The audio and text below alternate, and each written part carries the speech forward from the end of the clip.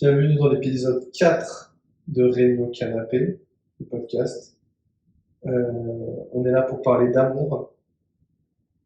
Qu'est-ce que tu peux nous dire, Laurie, sur l'amour? Qu'est-ce que ça t'inspire, Laurie? Alors, je peux surtout expliquer pourquoi est-ce qu'on arrive à faire ce sujet de podcast. Ouais. Puisqu'à la base, avant d'être un épisode de podcast, c'était censé être un de tes posts Instagram. Ouais. Pour lequel tu m'as demandé mon avis et une relecture cet après-midi. Et en fait, pendant que je relisais ce brouillon de post, je t'ai posé quelques questions qui ont amené à une conversation beaucoup trop longue qui s'est poursuivie encore ce soir d'ailleurs. Je ne sais même plus sur quoi on a rebondi, mais ah oui, bah, si tu sais l'exclusivité en amitié ou en amour. Donc en fait, on s'est dit qu'on allait arrêter le sujet de notre conversation et le reprendre pendant qu'on enregistre ce podcast parce qu'il y a beaucoup de choses à dire. Est-ce que tu serais d'accord pour nous lire ce qu'il y a écrit? Ouais, bien sûr, avec grand plaisir.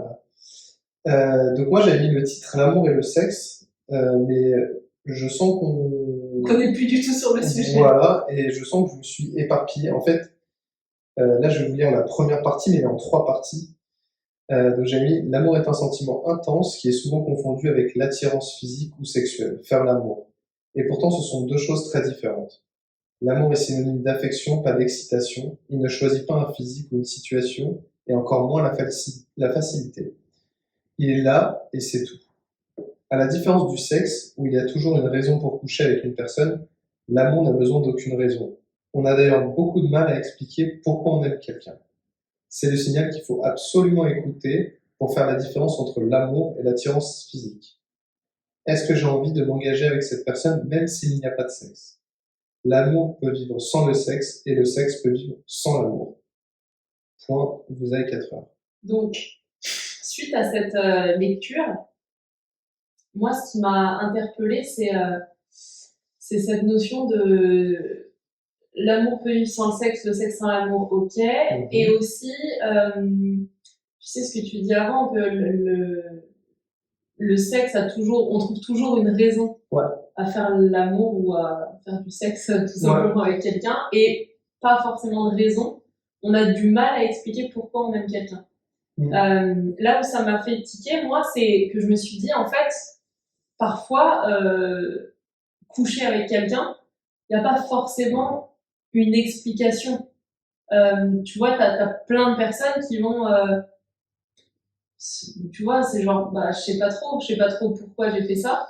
Et quand on a creusé, on s'est dit, ok, en fait, il y a toujours une explication, mais parfois elle est inconsciente, en fait. Alors, moi, je pense que des fois, elle est consciente, des fois, elle est pas consciente, et surtout, des fois, elle est bonne, et des fois, elle est pas bonne. Ah, mais bonne et pas bonne selon qui? Selon tout le monde. Selon un peu tout le monde, en vrai. Je sais pas, je vais te donner un exemple. Moi, je vais parler de ce que je connais, c'est des mecs. Je pense que les mecs, la raison principale en dehors de l'amour, de pourquoi on couche avec une fille, c'est qu'on la trouve jolie, qu'on la trouve attirante et qu'on a envie de coucher avec. Mais vu qu'on est, vu qu'on est moche et pas drôle la plupart du temps, dans 90% des cas, on se dit, bon bah, on couche parce que on a une envie naturelle, c'est une envie de base, manger, dormir. Donc du coup, tu veux dire que c'est plus parce que t'as trouvé la fille jolie, mais du coup, comme t'attires pas forcément les filles jolies, c'est plus genre, j'ai eu une pulsion, donc je prends un peu ce qui vient. J'ai un besoin, donc je réponds à ce besoin. Ah, c'est très primaire. Ouais. Mais j'ai l'impression qu'il y a il y a des femmes aussi qui pensent comme ça, mais c'est plus compliqué pour les femmes de penser comme ça parce qu'elles sont plus facilement jugées. Mais un mec, là je reprends les mots d'Orelsan, une femme a besoin d'une raison, un homme a besoin d'un endroit. C'est vraiment, j'extrapole, mais en gros, la raison de l'homme, elle est beaucoup moins vaste que la raison d'une femme.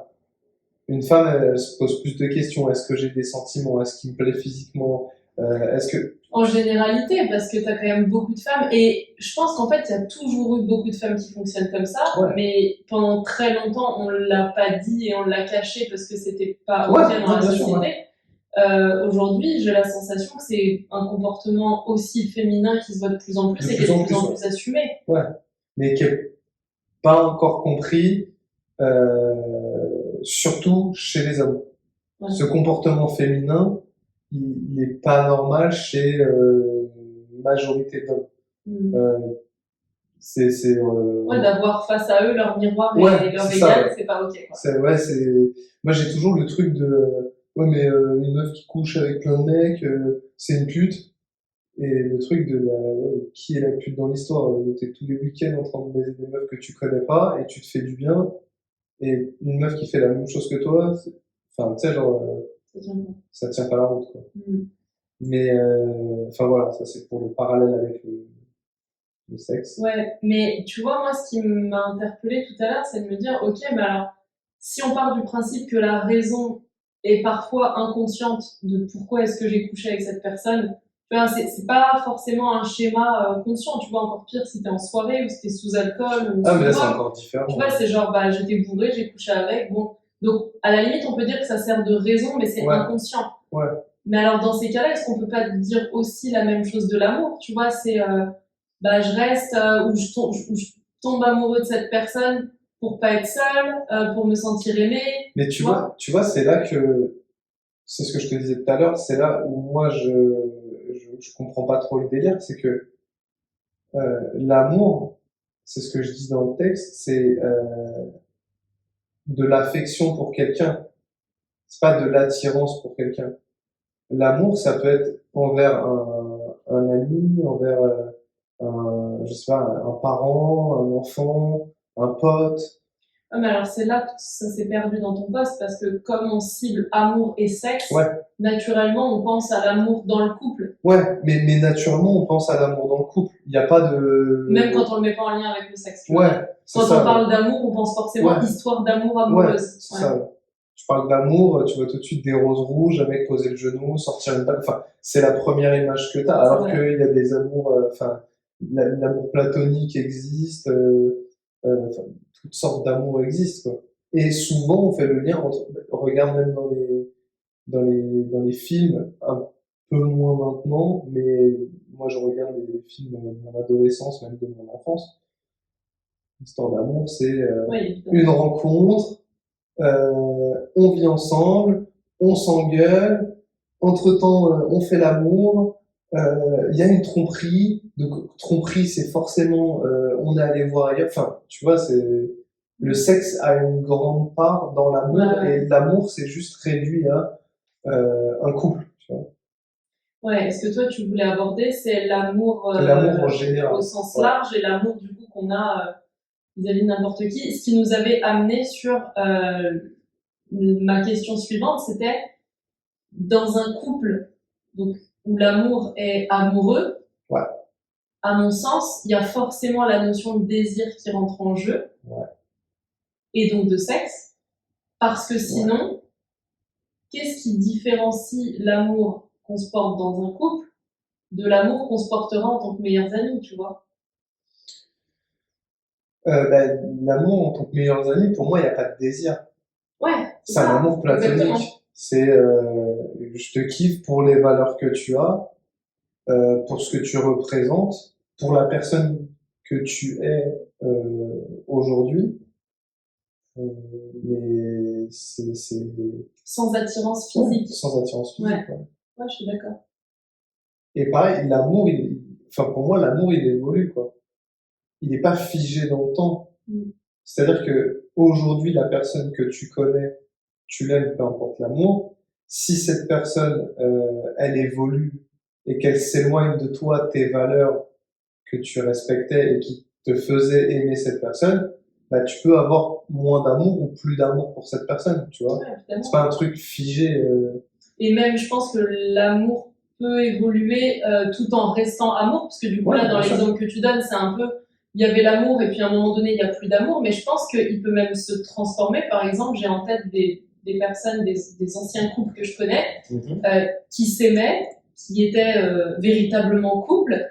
Et puis à un moment donné, pour X raisons, beaucoup d'années ensemble, des enfants, des chemins de vie différents, etc., ils se rendent compte, et très souvent l'indicateur c'est on fait plus l'amour, ils se rendent compte que en fait ils sont plus devenus meilleurs potes ou colocs que véritablement couple, sans pour autant avoir envie de couper les liens et juste faire transformer la relation. Alors je suis pas sûre que ce soit ultra fréquent. J'ai en tête un couple. Ils sont restés ensemble? Ils sont pas restés ensemble, mais du coup, Okay. ils vivent comme meilleurs potes, quoi, tu vois. Ils sont meilleurs potes aujourd'hui, ils ont des enfants ensemble. Tu vois, j'ai 2 couples, tiens, en tête, qui ont vécu ce truc-là on est très amoureux, puis, pour X raisons de la vie, on n'est plus amoureux, mais on s'aime toujours. Tu vois, la distinction, elle est ouf, mais pour moi, l'équation vraiment qui rentre en jeu c'est un amour de couple, c'est lié au désir et à l'attirance physique. Mais moi, pareil, moi, quand j'aime quelqu'un, quand j'aime, on va parler du couple, une femme, le premier truc qui me vient, j'ai pas envie de lui faire l'amour, quoi. J'ai envie ça va faire très romancé ce que je dis, mais j'ai envie d'apprendre à la connaître et j'ai envie de passer tout mon temps avec cette personne. J'ai pas envie de mettre du sexe là-dedans tout de suite. Il y a une attirance forcément, mais je sais quand c'est une attirance physique ou je sais quand c'est une attirance d'amour, tu vois. Ouais, tu m'en avais parlé, ça déjà, de faire la distinction entre j'ai été attirée par cette personne parce que j'avais envie de coucher avec elle et peut-être après en se disant ça pourrait se transformer en amour. C'est ça. Ou alors à l'inverse, si c'est déjà de l'amour, l'aspect physique sexuel vient après, mais c'est la conséquence de l'amour qu'il y a. Ouais, c'est ça. Moi, j'ai peu d'attirance physique au départ avec la personne que j'aime. Enfin, peu. C'est pas ma première idée. Ma première idée, c'est je veux discuter, je veux une interaction sociale forte, voir si on a les mêmes valeurs, si on va pouvoir dealer ensemble, si on va pouvoir évoluer. Et ouais, le sexe, il est après. Ouais, c'est la conséquence. Ouais. Et on parlait aussi de quelque chose qui était hyper intéressant, c'était l'amour inconditionnel. Parce que on en parle souvent et j'ai toujours un peu de mal avec cette notion d'amour inconditionnel parce que, de mon point de vue, l'amour qu'on peut donner en tant qu'être humain, il est forcément conditionnel. À mon sens, l'amour qu'on donne à une personne est tout le temps conditionné par le respect de certaines choses. Tu vois, le respect d'un cadre, le respect de nos limites, le respect de certaines valeurs. J'ai du mal à imaginer, et je veux bien essayer, tu vois, mais j'ai du mal à imaginer comment est-ce qu'un être humain, avec ses limites et son ego, pourrait réussir à donner un amour qui soit sans aucune condition. J'ai pas la réponse à cette question, mais j'ai peut-être une piste de réflexion. Moi, je pars du principe, j'ai appris avec le temps et des lectures et des échanges constructifs que l'amour de soi, c'est un amour inconditionnel. Ok. Donc, partant de là, l'amour est inconditionnel. Si tu t'aimes toi et que tu te respectes tu respectes tes valeurs et ce que tu as dans la tête, ce que tu penses à 100%, c'est un amour inconditionnel. Maintenant, tout ce qui vient parasiter cet amour inconditionnel, il doit sortir de ta vie ou tu vois, je te donne un exemple. Moi, j'ai un amour inconditionnel pour moi, donc je me respecte, je respecte mes valeurs d'exclusivité, de fidélité, de respect, enfin bref, il y en a plein. Si demain t'étais amené à me tromper, la relation elle s'arrêterait là parce que l'amour inconditionnel que j'ai pour moi je dois respecter cet amour inconditionnel, tu vois. Si toi t'as pas envie de respecter ça, c'est ton choix. Et si t'as envie de respecter ton amour inconditionnel à toi, parce que aujourd'hui, à ce moment précis, t'as envie de faire autre chose de ta vie et t'as envie d'aller voir ailleurs, c'est ton choix. Mais moi, je suis pas obligé d'accepter ça, tu vois. Bien sûr. L'amour inconditionnel, je pense qu'il est que envers soi-même. Ok. Mais alors, dans ces cas-là, on est beaucoup à pas le respecter aussi. Ouais, Je trouve, on bien est sûr, beaucoup à ne pas s'aimer inconditionnellement bien sûr. parce que la plupart du temps, on s'aime pour nos parts de lumière, pour ce qu'on trouve chouette et valorisant chez nous. Tu vois, on aime dire, je sais pas, je suis gentille, je suis généreuse, je suis motivée, je suis déterminée. Tu vois, on aime valoriser. En fait, on aime que ce qu'on valorise chez nous, j'ai l'impression. Là où l'amour inconditionnel devrait nous apprendre à nous aimer aussi bien dans nos parts de lumière que dans nos parts d'ombre. C'est-à-dire, si je suis une personne généreuse, je dois aussi accepter que je porte en moi l'égoïsme, par exemple. Et du coup, aimer ces deux faces-là de moi et pas seulement une des deux. Parce que dans ces cas-là, on retomberait dans quelque chose de très conditionnel. C'est-à-dire, je m'aime à condition de me comporter comme ça. Et ça soulève aussi un autre problème qui est, est-ce que je m'aime parce que je me trouve comme ça ou parce que c'est ce que les autres disent de moi, Ouais. pensent de moi? Et c'est aussi ça qui nous bloque très souvent, tu vois, c'est si jamais je me comporte comme ça, peut-être que le jugement des gens va changer sur moi, et donc ça viendrait remettre en question l'amour que j'ai parce que à la base, je l'ai déjà pas travaillé totalement. Et il y a un autre truc qui me vient en tête, tu vois, c'est, t'as dit, on accepte, on parle plus facilement de nos parts de lumière que de nos parts d'ombre, mais en même temps, la vie, l'univers, c'est fait de dualité. Donc, pour accepter nos parts de lumière, il faut qu'il y ait des parts d'ombre. C'est un exemple tout bête que je dis souvent, c'est, tu sais pas ce qui est chaud tant que tu l'as pas touché. Si on te donne du froid toute l'année, bon bah c'est froid, mais c'est une donnée, c'est un basique. Si d'un coup on te donne du chaud, tu fais ah putain, c'est mieux là. Ouais, la différence. Tu peux juger lequel te plaît et peut-être trouver un entre guillemets équilibre. J'aime pas ce mot-là, mais entre les deux. Là, si t'es, on va dire, tu parlais d'égoïsme. Généreux. Voilà, généreux, chercher le mot. Si t'es généreux, c'est qu'à un moment donné, t'as été égoïste ou tu sais ce qui est égoïste, c'est que tu l'as expérimenté toi-même. Sinon, Ou alors tu colles l'étiquette généreux sans savoir ce que ça veut dire. Ouais, mais on n'est pas 100% généreux toute l'année, tout le temps, à chaque seconde. Non, et en plus, c'est impossible physiquement de porter uniquement ça. Bien sûr. C'est l'exemple du chaud et du froid, il est très parlant. Comment est-ce que je peux faire la différence entre ce qui est chaud et ce qui est froid si j'ai pas déjà touché les deux? Ouais. C'est pas possible. Donc on a forcément ces deux parts en nous et pour chaque qualité qu'on se trouve, on a le défaut qui va avec, si on peut schématiser le truc comme ça. J'ai fait un post Instagram d'ailleurs là-dessus pour la partie ombre et lumière qui est pas simple, je trouve, à admettre. Parce que souvent, quand on se reconnaît dans une qualité, déjà, il n'y en a pas énormément, donc on s'y accroche. Et quand on se reconnaît dans une qualité, très souvent, c'est lié à des valeurs qu'on a. Tu vois, si je reprends cet exemple de « je suis une personne généreuse », ça va peut-être aussi faire partie vraiment des valeurs que j'ai. Genre, c'est important pour moi la générosité, d'aider les autres, être altruiste. Je déteste les personnes égoïstes. Ok, bah justement, il y a peut-être un truc à aller regarder. Si tu les détestes à ce point-là, c'est probablement qu'il y a une part de toi qui demande juste à être vue et reconnue, et c'est ok de l'apporter parce que sinon tu pourrais pas être généreuse en fait. Ouais, la question ça va se poser à quel moment t'es égoïste. Ouais, c'est pas est-ce que je suis égoïste. Ouais, c'est à quel moment tu l'es. Je reconnais déjà avec qui tu l'es et dans quelle situation. Enfin, c'est un gros travail d'introspection tout ça. Mais sur cette question d'amour inconditionnel, du coup, ça m'aide dans ma réflexion, ce que tu as dit. L'idée qu'on peut se le porter qu'à soi-même. De toute façon, il n'y a personne d'autre qui va nous donner cet amour inconditionnel.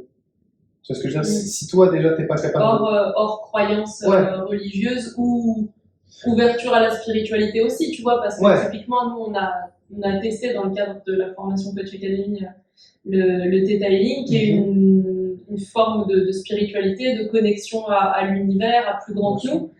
Et on va expérimenter ça, en fait, d'aller ressentir l'amour inconditionnel, mais qui, du coup, vient d'un ensemble plus grand que nous en tant qu'être humain. C'est pas quelque chose qui est, tu vois, qui est mis au même plan que l'amour qu'on peut se donner, parce que encore une fois, à mon sens, je peux pas dire que je t'aime inconditionnellement, puisqu'en réalité, je t'aime tant que tu respectes mes conditions et mes valeurs. Après, pendant que je suis en train de parler, ça me fait réfléchir. Est-ce que véritablement, si tu respectes plus mes limites, j'arrête de t'aimer? Ou est-ce que simplement, je fais le choix de dire stop, mais je continuerai de t'aimer?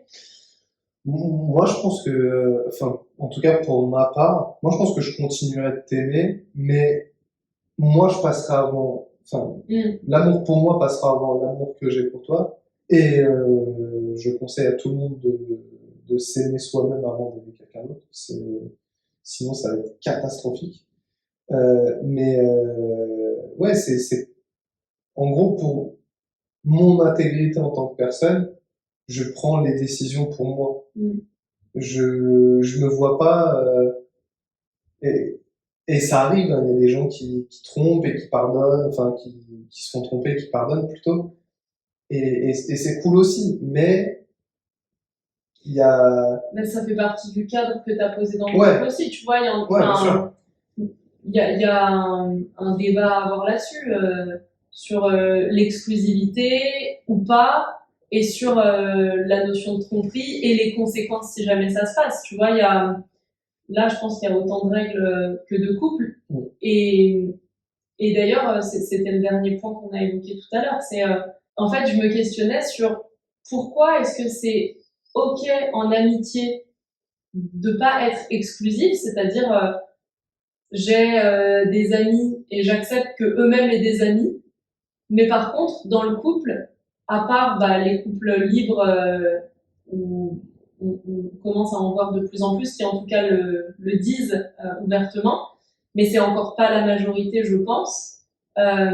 C'est beaucoup moins admis, tu vois, de se dire j'ai une personne, un partenaire dans ma vie, et j'en ai d'autres, comme je pourrais avoir d'autres amis. Tu vois, la notion d'exclusivité, je trouve qu'elle rentre quasi uniquement dans le couple, et pas dans les autres formes d'amour, pour le coup. Il y a un, mais c'est moins reconnu et les gens trouvent ça assez aberrant en général. Genre, je sais pas, t'as une pote ou un pote, puis tu lui dis bah non, t'as pas d'autres amis. Enfin, tout le monde va te regarder. Si, enfin, on a le droit d'avoir d'autres amis. Et d'ailleurs, on dit on n'est pas mariés. Tu sais, c'est marrant ce truc de t'associer le mariage à un verrou qu'on met. Enfin, mais par contre, dans un couple, c'est pas aberrant d'avoir une personne. Je pense que c'est même. En fait, le truc, c'est que on a admis avec notre culture, avec le passé qu'on a d'être humain, que l'amour couple, c'était obligatoirement un homme et une femme. Et même, c'est faux. On est d'accord pour dire que l'amour d'un couple, d'un homme à une femme, enfin voilà, peut être non exclusif, mais que chez l'homme. Ouais. Ouais. On a dit, et dans certains pays c'est encore le cas, la polygamie existe, mais que chez l'homme. Et la femme, moi j'ai ma petite théorie, je pense que l'homme ne supporte pas que la femme fasse pareil que lui. Donc du coup on a dit, alors c'est ok pour l'homme, mais la femme non. Et on a mis ça sur le dos de, oui mais l'homme, il plante la graine, et la femme, elle reçoit la graine. C'est genre, c'est elle qui féconde et c'est elle qui donne l'enfant, et il y a tout un truc autour de ça. Puis du coup, il y a une notion de temporalité aussi, tu vois. L'homme, il peut donner à 50 femmes, là où la femme, elle peut, tu vois, une fois qu'elle a reçu, genre, son utilité, sa fonction première. Pendant un an, c'est bon. Ouais, c'est vrai. Ouais. Et même, l'homme peut donner pendant beaucoup plus longtemps. 70-80% de sa vie, alors qu'une femme va donner pendant peut-être 40, et 50%. On met aussi beaucoup ça sur le dos des pulsions des hommes, tu sais, genre on peut pas se contrôler, c'est plus fort que nous, on a des besoins. Enfin, tu sais, il y a ce truc très commun de les hommes ont plus envie que les femmes en fait. Donc, tu sais, c'est comme pour nous apprendre que bon si tu lui donnes pas entière satisfaction, c'est normal qu'à un moment donné, il aille se soulager ailleurs parce qu'il peut pas faire autrement, le pauvre, tu vois. Il y a J'ai un vrai entendu truc ça. là-dessus. Ouais, il y a un gros débat, même avec mes potes, enfin certains de mes potes, pas tous heureusement. Oui. Ouais, je sais pas, moi j'ai des pulsions, non, t'as pas des pulsions, mec. Enfin, t'as des envies, mais t'inquiète, les femmes, elles ont les mêmes envies. Et en fait, ces mecs-là, c'est fou parce que c'est les mêmes qui disent ouais, mais les femmes, elles ont moins envie que nous, et c'est ceux qui baisent le moins, tu sais. Je dis, bah, mais t'arrives comme un animal, en mode j'ai envie de ken, et je crois que la femme en face, enfin, elle t'a vu venir en fait. Bon, bah, ok, t'as envie de ken, moi j'ai pas envie juste de. Ça va durer 2 minutes, enfin, tu vois, genre, j'ai envie d'un vrai moment, quoi. Donc, non, passe ton chemin. Et ouais, les mecs qui ont des pulsions, pour moi, à part si t'as un problème psychologique, Ouais. ou que t'as Pathologique. ouais. T'as une maladie ou un truc qui fonctionne mal au niveau de tes hormones, t'as pas de problème avec tes pulsions. On t'a juste pas appris que tu pouvais écouter ça et Au-delà de s'écouler, pas quoi. apprendre, on t'a aussi mis dans la tête que Ouais, c'était t'as des ok. pulsions. Ouais, Enfin, tu vois, il y a un truc d'éducation qui est là, de genre, bah, c'est ok en fait, ce que tu ressens là, tu vois, plutôt que de le nommer désir normal, c'est genre, oui, mais c'est des pulsions. Tu sais, c'est comme si on avait programmé directement pour se dire, bon, bah, il y a un truc, par contre, c'est que j'ai envie, mais tu sais, c'est un. Même comme les troubles du comportement alimentaire, en fait, ça me fait un peu penser à ça, tu vois. ouais. C'est genre, plutôt que de nommer j'ai faim, c'est genre tout de suite, il faut que je mange n'importe quoi là, tout de suite, immédiatement. Ça n'a pas de sens, quoi. Ouais. Et se cautionner par l'éducation, par la société, par tout ce qui est véhiculé, en fait. Il y a très très fort, je trouve, cette croyance-là que bah, les mecs ont plus envie que les femmes et c'est comme ça. En fait, l'idée, moi, du poste, c'était vraiment de faire le parallèle entre l'amour et le sexe. Mais l'amour, déjà, il peut avoir différentes formes, mais c'est pas obligé qu'il y ait du sexe dedans. C'est ça que je voulais dire. Ouais, évidemment. Je reviens à ce que je disais tout à l'heure. Et quand on parle d'amour, tout de suite, ce qui connecte, c'est euh, les roses, le genou à terre, la bague, on fait des enfants. Ouais, il y a ce truc dans les histoires de et ils eurent beaucoup d'enfants. Donc à un moment, ils sont quels. Oui. Tu vois, et c'est l'amour. Il n'y a pas de, enfin, on met pas assez l'accent sur les histoires comme Belle et Sébastien, par exemple, l'amour d'une petite fille à son chien, tu vois. Et c'est une histoire d'amour. C'est Ouais. raconté différemment, mais c'est une histoire d'amour. Ouais. Et elle n'a pas envie de, enfin, ni lui ni elle, enfin lui je sais pas, c'est un animal, mais elle, je suis sûr que c'est. Ouais, il y a d'autres formes d'amour qui Ouais. n'impliquent pas le sexe et pourtant, aujourd'hui, le constat est, quand on parle d'amour, c'est tout de suite l'amour amoureux. Ouais. Et tout de suite, il y a le sexe en raccourci, Et je ouais. trouve. 59 degrés, tu vois. Ah, mais c'est une histoire d'amour sur fond de sexe. Non. Il adore le sexe, elle aussi, mais elle sait pas, et ils se sont mis d'accord pour faire du sexe très fort. Mais pour moi, c'est pas une histoire d'amour. Parce que ça rejoint ce que tu disais au début, qui est l'amour va naître De lui-même, en fait. de lui-même et de ce qui va se passer avec une personne. Ou de ce qui va pas se passer. C'est juste une. En fait, pour moi, l'amour, c'est une impulsion électrique dans le cerveau qui dit oh merde. C'est genre, ah putain, je suis. Là, cette personne, il y a moyen qu'on fasse un. Regarde, par exemple, nous, on a passé 6 jours dans le silence, on s'est pas parlé. La première fois qu'on a pris le temps de se parler, on a compris. Et immédiat. Ça a été. En quelques secondes. Voilà, ça a été clair, net et précis. Ouais. Il n'y avait pas besoin de sexe, d'ambiguïté, de match. Enfin, non, on a compris tout de suite. Pour conclure, l'amour, c'est une émotion, et le sexe, c'est pas une émotion. Mais les deux peuvent cohabiter. Et les deux, enfin, ils n'ont pas besoin l'un de l'autre, c'est juste, ils peuvent aller ensemble, mais c'est pas une nécessité. Ouais, ils peuvent aller séparément aussi. Ouais. Et surtout, je trouve, la leçon la plus importante à retenir de tout ça, c'est la partie sur l'amour inconditionnel. Ouais. Qu'il est possible, a priori, de notre point de vue, de s'apporter qu'à soi-même et pas à quelqu'un d'autre. Et qu'il est primordial de savoir faire passer l'amour de soi avant l'amour des autres de manière inconditionnelle. Ouais. C'est une bonne conclusion. On espère que cet épisode vous a plu et on vous dit à la semaine prochaine pour un prochain sujet. Gros bisous. Bienvenue dans Raymond Canapé, le Épisode 4. podcast. Oh, faudrait qu'il écrit épisode 4. Non, c'est super chiant. Quoi. Non, ça prend 10 secondes. En vrai, s'il avait écrit le podcast épisode 4, en direct live. Bonsoir à tous. Non, bah non, pardon, ça. Nous, oui. Bonne année. Non, Oui. ah, c'est la Jean-Guil. Ah, mais ouais. La souris. Alors, C'est vrai que c'est la Jean-Guil. Je vois je une vais Jean-Guil à Jean-Guil tous. J'espère qu'ils auront la ref.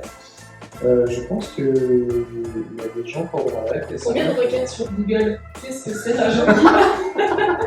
J'avais mis. Est-ce que tu peux dire? Oui, bien sûr. Oui, bien sûr. Je Non, peux le dire. non, en vrai, en vrai. Est-ce que tu peux... Ça va devenir un truc horrible. Tu sais, je crois que je vais dire une connerie, Dan et Sébastien. Tu vois. Dan et Sébastien, pardon. C'est genre. Est-ce que Ban et Sébastien ça peut dire Ça peut être une histoire d'amour aussi, Dan et Sébastien. Mais salut d'ailleurs. une histoire de sexe sans amour, du coup, amour sans Ça sexe, peut les deux être sont... une histoire sur Lyon d'or, rapide entre deux. Mais du coup, c'est pas le même Oui, délire. On parle de l'amour et le sexe. On va dévier sur le sexe et le sexe. sur Ban et Sébastien. Ben et Sébastien. Ce sujet que, bon, alors, c'est pas que c'est parti dans tous les sens, mais non.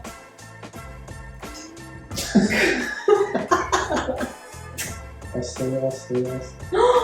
30 minutes. Ouais. Non. Wallah, t'as pas de... Si, mais il s'est arrêté à 13 secondes. Oh non. J'ai rien. Oh non, mon cœur. Faut J'ai pas rien. commencer. Oh non. On a tourné l'épisode 4 de Raymond Canapé. C'est écrit là. Épisode 4. Et Laurie, elle a pas de son. Oui, elle a chié dans la colle. Laurie, elle a chié dans la colle. Elle a oublié de mettre le son.